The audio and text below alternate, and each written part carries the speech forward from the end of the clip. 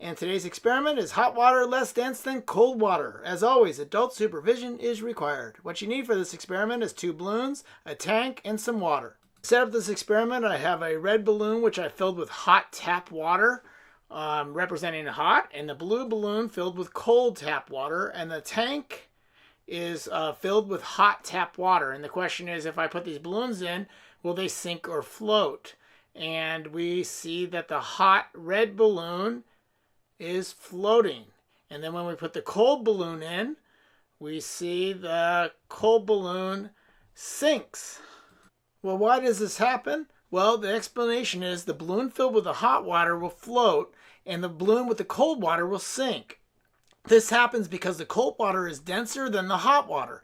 As the water is heated, its molecules move faster. This causes the molecules to spread apart from one another, causing the density of the water to decrease. As the water cools, the molecules will move slower.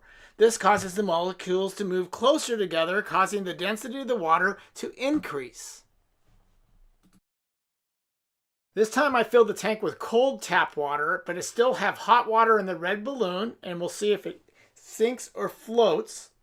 And it looks like it's going to float. We'll slide that over to the side there. So the hot water balloon still floats. And we take the cold water balloon, representing blue, and see if it's going to sink or float.